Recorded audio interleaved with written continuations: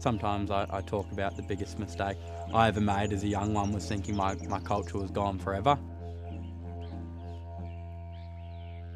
My father was a member of the stolen generation, so he didn't find out about his Aboriginality until he was 18. Kind of clear example of, traditional knowledge systems being dismantled and disrupted in a way and hindering that ability for cultural knowledge. In my teenage years, it was about just getting out there and taking opportunities and, finding extended family and connecting to my culture in whatever way I could. We're real spiritual people, so we always want more, or we always have to be as authentic and we always have to be as real as possible.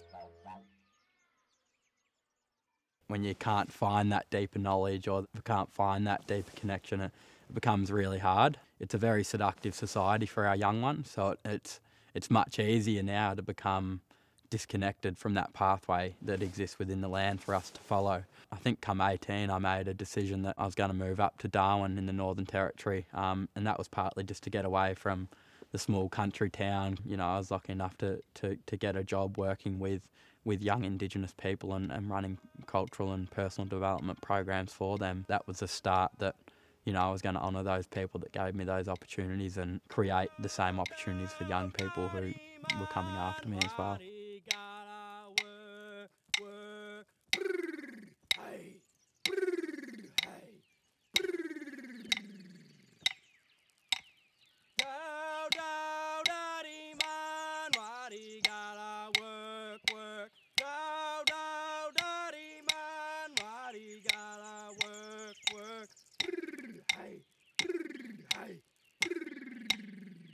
We're focusing on the very core of what our culture is, going out on country, collecting wood to craft up. We're having fires, smoking ceremonies. We're just doing those things that are, the very DNA of our culture. Yarn.bark is, it's an Aboriginal-led organisation. We're trying to create, positive role models and a clear pathway for our young people through our cultural mentoring, and that's around reconnecting young people back to that cultural foundation and pathway that does exist within the land. But then, we've got this idea of creating an inclusive Australia, and that's through creating, opportunities for all people, no matter where they come from, to connect to the very essence and heartbeat of First Nations peoples and culture and community.